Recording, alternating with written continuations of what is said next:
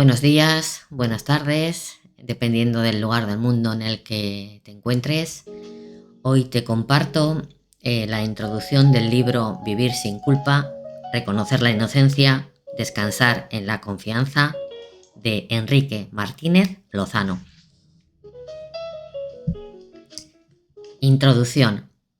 Bajo el peso de la culpa.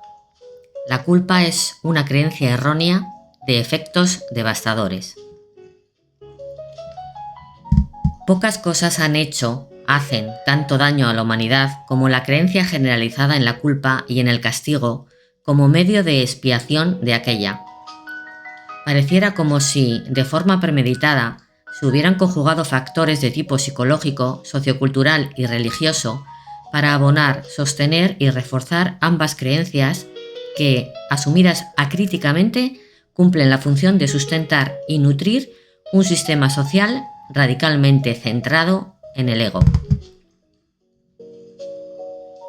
Como resultado, la vida humana, tanto en su dimensión personal como en su dimensión social, queda envenenada de raíz, mientras las personas se ven introducidas en un laberinto de angustia, que se plasma y se proyecta en forma de juicio, condena, reproche, enfrentamiento, castigo.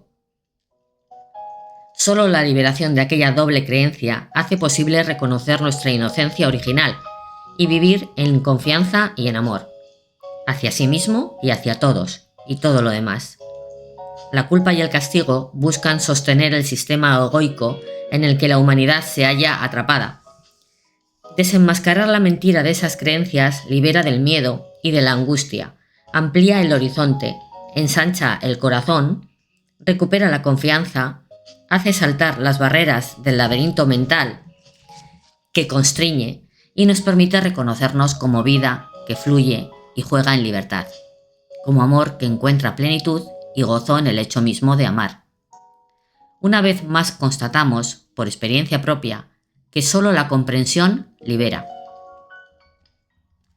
Pocas cosas producen efectos tan devastadores en la vida de las personas como el mal llamado sentimiento de culpa.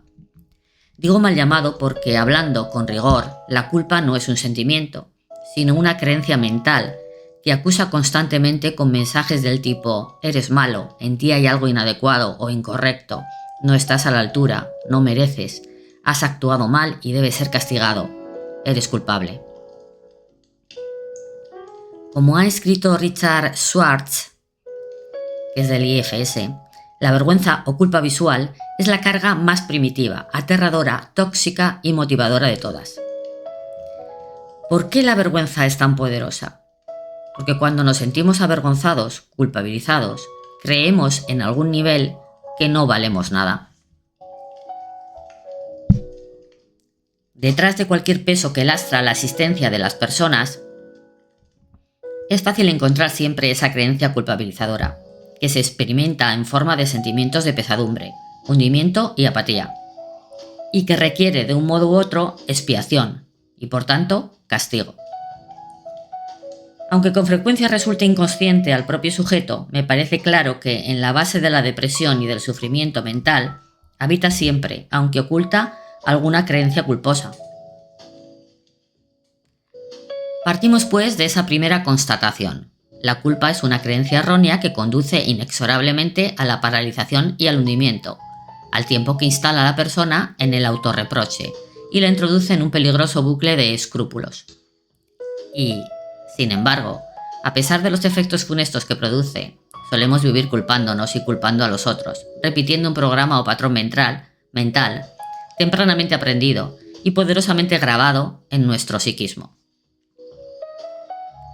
Analizaremos la génesis de esta creencia, los factores educacionales, culturales y religiosos, así como la ignorancia espiritual, que la refuerzan, los efectos que produce y la trampa en la que se asienta.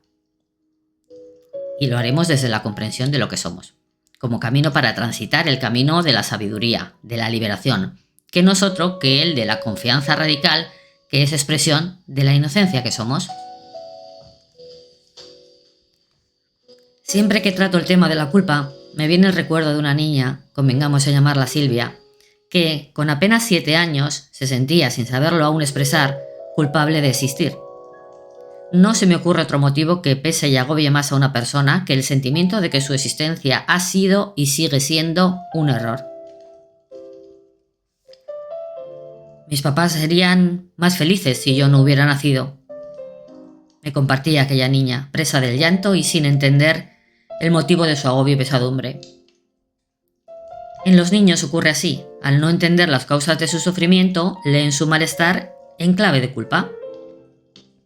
Y las consecuencias aparecen de inmediato, envenenando su existencia. En el caso de Silvia se manifestaban con un marcado autorrechazo y un exagerado perfeccionismo, que corrían a la par con un sentimiento sordo de tristeza, así como de enfado y hostilidad latentes, siempre a punto de estallar. De hecho, son síntomas característicos que nos permiten descubrir la culpabilidad inconsciente, una actitud hostil hacia sí mismo y hacia los otros, hacia el mundo, y una sobreexigencia desmedida que nunca alcanza, ni puede alcanzar, su objetivo. Por una parte, el autorrechazo es el castigo que la culpa conlleva.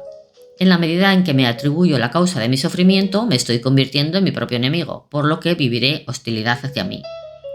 Por otra, la sobreexigencia o el perfeccionismo aparecen como la única salida posible para reparar la culpa y demostrar que me gano el derecho a existir, lo cual explica que culpa y perfeccionismo sean las dos caras de la misma moneda. Finalmente, el enfado o incluso la hostilidad hacia todo no es sino expresión automática del estado interior de frustración y del sufrimiento escondido. Dado que con frecuencia el llamado sentimiento de culpa se inoculó en algún momento que ya escapa a nuestro recuerdo, no es extraño que la propia persona no sea consciente del mismo. Se sienten sus síntomas, en forma de pesadumbre y hundimiento, agobio y falta de ganas de vivir, perfeccionismo y sobreexigencia, escrúpulos y duda exagerada, pero la raíz permanece oculta. En ese caso, tal vez sea útil preguntarse cómo descubrir si se alberga algún sentimiento de culpa. Y sin duda, la respuesta vendrá dada por el hecho de detectar, o no, los síntomas mencionados. Cuando se prolonga el malestar interior acompañado de la falta de amor incondicional hacia sí, cuando se percibe enfado o reproche hacia uno mismo, cuando se mantiene una exigencia desproporcionada o un perfeccionismo que se manifiesta hasta en detalles insignificantes. Así como cuando se vive una exigencia, en forma a veces sutiles, hacia los demás y una tendencia a culpabilizarlos siempre, que nos parece no responden a lo que consideramos adecuado o correcto.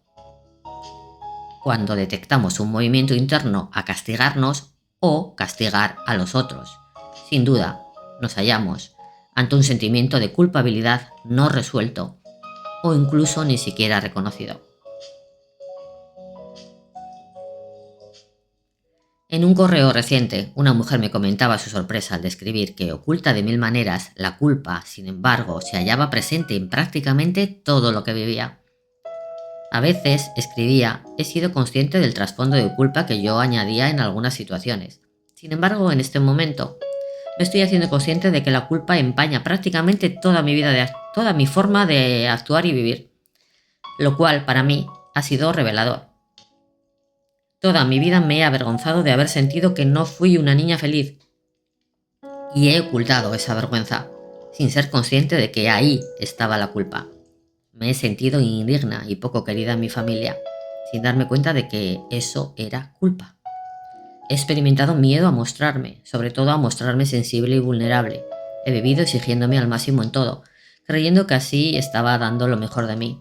Y ahora atisbo que eso también tiene que ver con la culpa.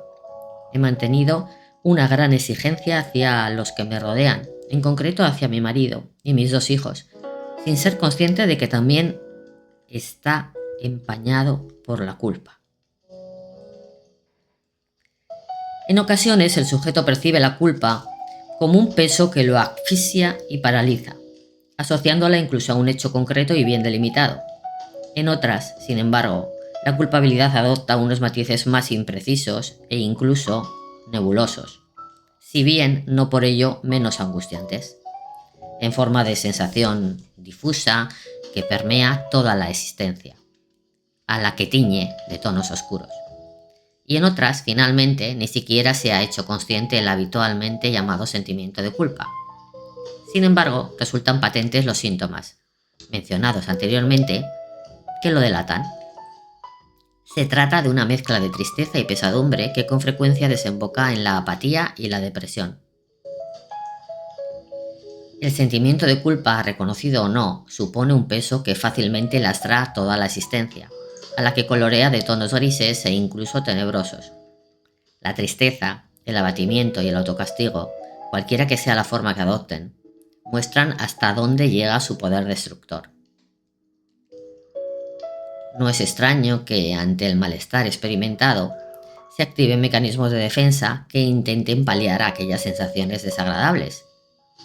Entre ellos suelen ser habituales la sobreexigencia, el perfeccionismo, el activismo, incluso en forma de compromiso social o político, la compensación, el aturdimiento, la huida en forma de adicciones, la rigidez, la exigencia hacia los demás, la culpabilización de los otros, que sería una proyección. A través de estos mecanismos se busca, consciente o inconscientemente, aliviar el peso de una culpa que llega a resultar insoportable. Eso explica que la persona se embarque en un perfeccionismo extenuante y pueda vivir una desmesurada exigencia como reparación inconsciente de no sabe bien qué, o que se lance a un activismo exagerado que, a la vez que la distrae del malestar interior, pareciera otorgarle méritos que le garantizarían el reconocimiento de su valor ante sí misma y ante los demás. En concreto, en este campo, la pasión por el compromiso puede constituir un terreno especialmente adecuado para obtener aquel doble objetivo: expiación o reparación y reconocimiento. Sería que los demás se den cuenta de que actúa bien, lo cual explicaría la presencia de la rigidez tanto en el perfeccionismo como en el activismo, y en concreto en la forma de vivir el compromiso. La rigidez, en efecto, es un síntoma que delata dolor e inseguridad, signos ambos de culpabilidad oculta. En una dirección diferente, pero con la misma finalidad, tal vez la persona entre en un camino de búsqueda de compensaciones de todo tipo, como placebos que pretenden calmar la ansiedad, o de comportamientos que distraigan e incluso aturdan, como si buscara que el ruido, de cualquier tipo que fuese, silenciara aquella insistente y perturbadora voz interior que origina y mantiene tanto sufrimiento. Si bien los mecanismos nombrados se centran en el propio sujeto, con frecuencia se activan otros que ponen el foco en los demás, en forma de exigencia desmedida o de culpabilización. Tales actitudes se explican fácilmente si se tiene en cuenta que una persona no puede vivir un peso interior no resuelto, y mientras sea consciente le será imposible resolverlo, sin proyectarlo, de un modo u otro, a quienes se encuentra a su lado. Así, la autoexigencia generará exigencia desmedida hacia los demás, y la oculta culpabilidad se proyectará culpabilizando a otros, aún sin ser conscientes de lo que se busca con ello, que no es otra cosa que aliviar la carga o el peso que se mantiene en uno mismo por la creencia, tan escondida como errónea, de ser inadecuado. Ahora bien, a pesar de lo que prometen, los diferentes mecanismos que puedan llegar a activarse terminan complicando la vivencia de la persona, al dar lugar a actitudes y comportamientos igualmente desajustados, y por tanto generadores de más confusión y más sufrimiento. Pero no se hallará salida de semejante laberinto sino por el único camino que conduce a la liberación, que es el reconocimiento de la propia verdad. O, con más precisión, la comprensión de lo que se vive y de la trampa en que se permanece atrapado. Me parece evidente que, dado que la culpabilidad es una creencia errónea, la liberación de la misma solo puede venir de la mano de la comprensión, al poner luz en el engaño. Ahora bien, afirmar el lugar decisivo de la comprensión no niega la necesidad de un trabajo psicológico o incluso terapéutico, según los casos, para sanar aquella herida antigua en la que germinó la creencia culpabilizadora o para desanudar los bloqueos donde pudimos quedar atrapados. Todo ello forma parte de la comprensión que necesitamos para liberarnos de una de las peores losas que, lastrando con el miedo toda la existencia de la persona, impide vivir con libertad, confianza y gozo. Y a ello quiere contribuir este libro, ofreciendo pistas que permitan comprender el fenómeno de la culpa, desde su génesis hasta sus efectos, para desenmascarar su engaño y poner luz en la oscuridad que le sirve de coartada. Deseo de corazón que el desenmascaramiento de la doble creencia en la culpa y en el castigo permita abrirnos a la inocencia que somos, para reconocernos y vivir en ella. Soy Silvia Urpegui, psicóloga. Si quieres ponerte en contacto conmigo, te puedo acompañar en este camino de la comprensión para poner luz. Gracias por la escucha.